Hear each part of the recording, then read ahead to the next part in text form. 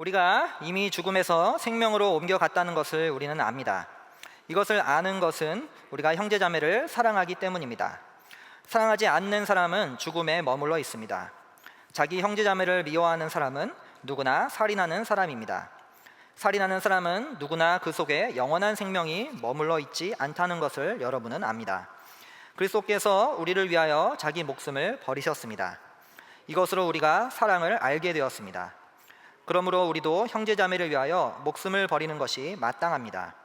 누구든지 세상 재물을 가지고 있으면서 자기 형제자매의 궁핍함을 보고도 마음 문을 닫고 도와주지 않으면 어떻게 하나님의 사랑이 그 사람 속에 머물겠습니까? 자녀되니 여러분, 우리는 말이나 혀로 사랑하지 말고 행동과 진실함으로 사랑합시다. 이 요한일서는 1세기 교회에 이제 이단의 씨앗으로 보이는 몇몇 사상을 믿고 따르는 사람들, 그들이 나타났기 때문에 그것을 반대하고 이제 제대로 된 기독교의 가르침을 주려는 것이 목적입니다. 이단의 씨앗으로 보이는 사상은 제가 앞서 말씀드렸던 물질적인 것은 악하다라고 보는 그런 이원론적인 가르침이었습니다. 물론 이 1세기에는 초기 단계였지만 이 이원론적인 사상은 앞서도 설명드렸던 것처럼 개인의 일상은 하찮게 여기고 이 종교적인 어떤 활동만 중요시하는 그런 가르침에 기반이 되기 쉽습니다. 그러나 이 요한일서는 단순히 이 잘못된 가르침을 반박하려는 것만이 아니라 이 기독교에 대해서 올바른 가르침을 주고자 하는 더 큰 목적을 담고 있습니다. 그래서 우리가 방금 읽은 이 본문에서 바른 기독교의 가르침을 우리가 살펴볼 수 있는 것이죠. 먼저는 이 구원에 대한 바른 개념입니다. 구원은 아까도 말씀드렸지만 내가 죽어서 천국 가는 것이 아니라 이 땅에서 이미 시작된 하나님 나라에 들어가는 것입니다.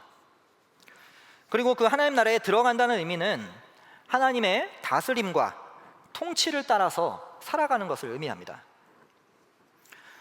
따라서 이 하나님 나라는 하나님의 다스림, 하나님의 통치, 하나님의 주권이 가장 중요한 개념입니다. 그리고 그 통치, 또 그 주권, 그 다스림은 사랑으로 나타납니다.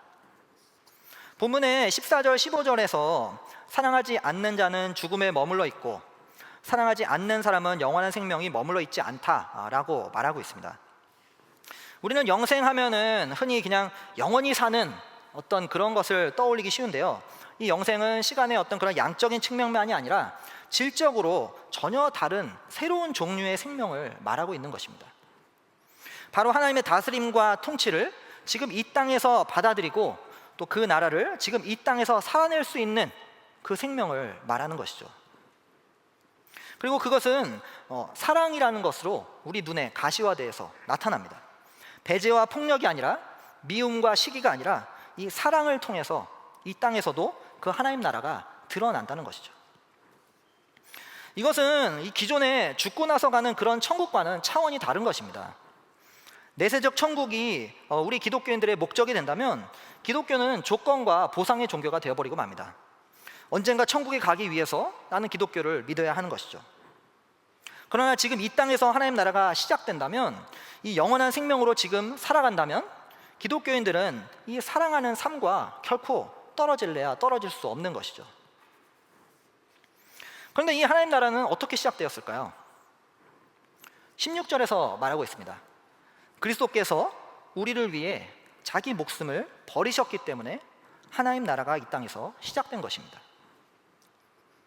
복음서에서 예수님은 자신이 죽을 것을 뻔히 아시면서도 그 십자가를 향해서 길을 걸어가시는 것을 볼 수가 있습니다.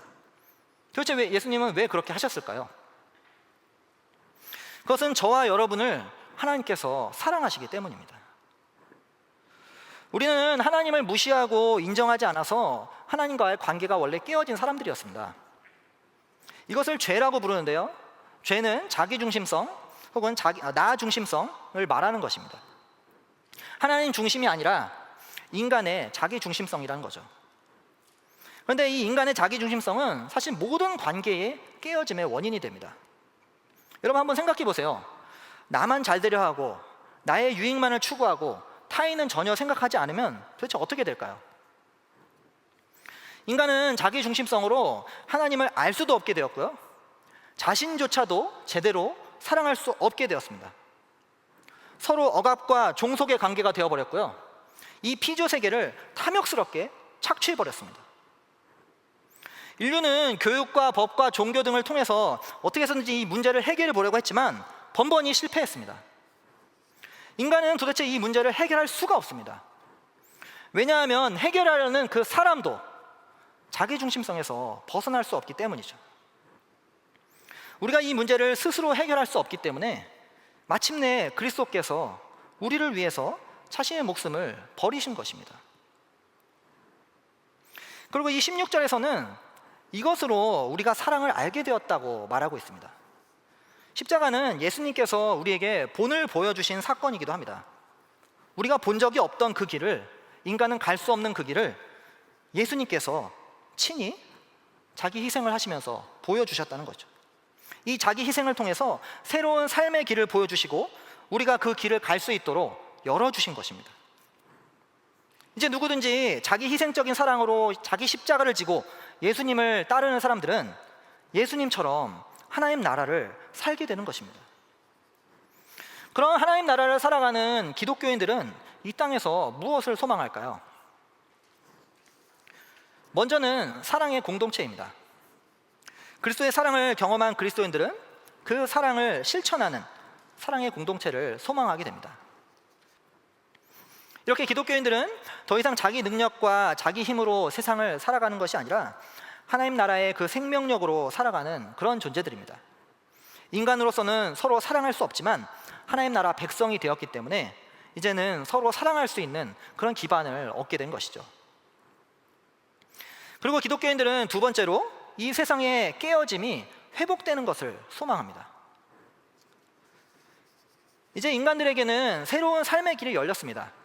하나님과의 관계를 회복한 인간은 자신도 바로 볼 수 있게 되었고 다른 인간들과도 관계를 회복할 수 있게 되었고 나아가서 이 피조 세계와도 관계를 회복할 수 있게 되었습니다. 사랑의 공동체를 형성했던 그 동력이 그 집단 안에만 머물러 있는 것이 아니라 이제는 세상으로 뻗어 나가는 것이죠. 하나님께서 이 하나님 나라를 주신 것은 단순히 개인의 어떤 유익만을 위한 것이 아닙니다. 모든 사람이 자기 중심성을 버리고 하나님의 다스림 속에 살아가게 하시려는 것이죠. 그렇게 해서 모두에게 유익이 되는 그런 세상을 만드시려는 것입니다. 특정 신앙인인 이 기독교인들에게만 이롭고 유익한 그런 나라가 결코 아니라는 것이죠. 그래서 올바른 구원을 받은 기독교인들은 갈수록 이 빈부와 계층의 격차가 커지는 이 세상에 그냥 수수방관하지 않습니다. 기후위기로 세상에 끝이 오고 있다며 많은 사람들이 자기중심적으로 살아갈 때 그냥 난 모르겠다 그렇게 회피하지 않습니다. 하나님 나라가 이미 임하였고 완전히 임할 날을 기다리면서 살아가기에 이 세상에서 정의와 사랑을 실천하면서 살아가게 되는 것이죠. 사람들은 돈과 권력에 목매어서 살아갈지라도 하나님의 다스림을 믿으며 더욱더 자기 희생적인 사랑을 시도하며 살아가려고 하는 것입니다. 자기 중심성이 아니라 공공의 이익을 위해서 함께 애쓰고 노력하면서 살아가는 것이죠. 그런데 이런 세상은 사실 여러분들도 원했던 그런 세상 아닌가요? 여러분들도 꿈꾸고 있었던 그런 나라가 아닌가요? 기독교인들이 꿈꾸고 소망하는 삶은 지금 이 한국 사회에서 보여지는 비상식적인 기독교인들의 모습이 아니라 여러분들도 원하시는 지극히 상식적이고 지극히 정상적인 그런 세계입니다. 오히려 사람들이 이 올바른 기독교 신앙을 접하면 접할수록 한국 사회는 더욱 건강해지고 공공의 이익이 증진될 것입니다. 배제와 혐오와 분열과 갈등이 아니라 하나님의 다스림 아래서 자기중심성을 내려놓고 서로의 유익을 구하며 서로 사랑하게 될 것입니다. 제가 지금까지 올바른 기독교인들의 신앙에 대해서 말씀을 드렸는데요. 여러분 어떤가요? 여러분이 알고 계셨던 그런 기독교인들의 모습과는 조금 다르지 않은가요? 그동안 여러분들이 알고 계셨던 그 기독교인들이 사실 모든 기독교인들을 대표하는 것은 아닙니다. 그래서 제가 말씀드린 것에서 더 호기심이 생기시거나 기독교에 대해서 더 알아보고 싶으시다면 이 말씀을 전해주신 분과 함께 더 나눔을 해보시거나 그분과 함께 더 기독교에 대해서 얘기를 해보시기를 추천드립니다. 이제 제가 얼마 남지 않은 짧은 시간 가운데 한 가지 덧붙이고 싶은 것이 있습니다. 아까 제가 앞부분에서 상식에 대한 정의를 말씀드렸던 것 기억하시나요? 상식은 어떤 집단이 일반적으로 가지고 있는 생각이나 지식이었습니다. 그런데 많은 사람들에게 왜 이 상식이 상식일까요? 라고 물어보면 상식이니까 상식이지. 네. 그렇게 답을 하거나 그냥 모두가 그렇게 상식이라고 생각하니까 상식이지. 그렇게 답변을 합니다. 하지만 엄밀히 말하면 상식은 인간의 가장 기본적인 성품인 합리성에 기초하고 있습니다. 많은 이들이 합리적이라고 생각하기에 그것이 상식이 된다는 것이죠. 내가 원하는 대로 그냥 내가 마음에 든다고 해서 그것이 상식이 되는 것이 아닙니다. 그런 의미에서 우리 사회의 상식이 합리적인지 한번 생각해 보시죠. 아무 생각 없이 맹목적으로 따랐을 경우 우리 인간은 얼마든지 악을 저지를 수 있다고 그 나치 전범 아이만을 통해서 경고했던 그 철학자 한나 아렌트를 여러분 기억하시면서 이 사회의 상식을 한번 점검해 보시기 바랍니다. 지금 우리 사회의 상식은 무엇인가요? 요즘 주식이 정말 매우 높게 치솟고 있죠. 그래서 많은 사람들이 포모 증후군에 시달리고 있습니다. 가만히 있으면 나는 왠지 도태되는 것 같고, 가만히 있으면 나는 갑자기 거지가 되는 것 같은 그런 두려움에 시달려 있어서 정말 하루라도 빨리 나도 주식에 뛰어들어야 한다라고 그런 불안감을 갖고 있죠. 그런데 그 중에 어떤 분들은 심지어 이제 빚을 내면서까지도 주식에 뛰어들고 있습니다. 그리고 그분들에게는 그런 모습이 상식이 되어버렸죠. 근데 정말 그 모습이 상식적인가요? 우리는 빚을 내면서까지 주식에 뛰어드는 그런 모습을 상식이라고 생각하지는 않습니다. 왜냐하면 그런 모습은 돈만을 최고의 가치로 여기는 그런 모습이기 때문이죠. 돈을 최고로 여기는 그런 상식에는 큰 부담이 따릅니다. 다른 모든 것들을 돈보다 낮게 여기게 되는 것이죠. 심지어는 인간조차도 돈을 버는 어떤 수단으로 보기 쉽습니다. 그래서 우리가 잘 아는 어떤 드라마나 영화나 웹툰 같은 것을 보면 돈만 추구하는 사람들의 말로가 어떤 모습인지 잘 나타나고 있습니다. 돈을 위해서는 인간의 목숨까지도 하찮게 여기는 것이죠. 세상에서 이 돈을 최고로 여길 때 그런 삶을 살게 되며 그래서 이 미디어를 통해서 사람들은 그런 모습을 경고하고 냉소하고 있는 것입니다. 또 어떤 분들은 능력이 최고라고 그렇게 주장합니다.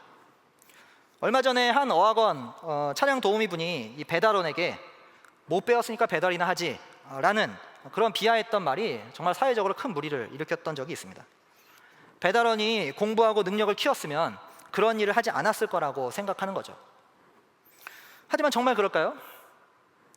출발선이 같다고 사실 다 공평한 것은 아닙니다. 이미 운동장이 기울어져 있기 때문에 아무리 같이 공부하고 열심을 낸다고 해도 동일한 결과를 얻지 못하는 경우가 태반입니다. 그럼에도 불구하고 그 도우미 분께는 그 능력주의가 상식이었을 것입니다.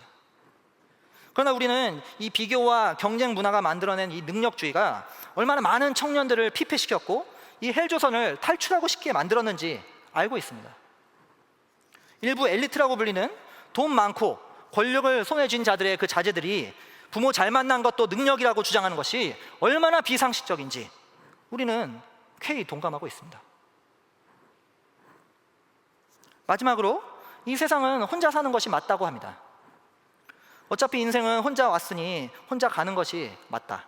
결국은 각자 도생이다 라고 생각하는 거죠. 누군가 부대끼고 관계를 맺는 것은 피곤하고 힘든 일이니 그저 홀로 조용하게 내가 하고 싶은 거 다 하다가 그냥 남에게 피해주지 않고 조용히 사라지면 되는 것이다 라고 생각하는 거죠. 하지만 이 코로나로 인해서 사람들이 예전처럼 만남을 갖지 못했을 때 얼마나 많은 사람들이 이 코로나 블루로 괴로워하나요? 인격적 만남을 배제한 소통과 관계 맺음은 우리로 하여금 점점 더 인격성을 상실하게 만듭니다. 우리가 서로 연결되지 않고 고립된 외딴 섬처럼 살아갈 때 더욱 배제와 차별은 심해지는 것이죠. 공동체와 떨어진 사람들이 타인을 이해하고 역지사지할 수 있는 능력은 점점 쇠퇴해 갑니다. 우리는 홀로 살아갈 수 없습니다. 어차피 인생은 홀로 사는 것이다 라는 그런 주장이 얼마나 비상식적인지 우리는 알고 있는 것이죠. 이 세상은 돈과 능력과 각자 도생이 상식이라고 주장하고 있습니다. 여러분, 이제 어떻게 살아가실 건가요? 기독교는 여기에 다른 답을 줍니다. 돈이 최고가 아니라 하나님이 최고라고 말합니다. 능력대로가 아니라 무조건 사랑으로 하나님이 인도하신다고 말합니다. 각자 도생이 아니라 건강한 공동체를 형성하여서 이 세상의 깨어짐을 회복하는 것이 기독교인들의 소망이라고 말하고 있습니다. 어떤 것이 더 합리적인가요? 요즘 뜨고 있는 빈센조 씨 아시나요? 그분의 대사를 빌어서 마무리하려고 합니다. 가끔은 믿어야만 확인할 수 있는 것이 있습니다. 저에게도 기독교인들에게도 의심이 아니라 기회를 주시죠.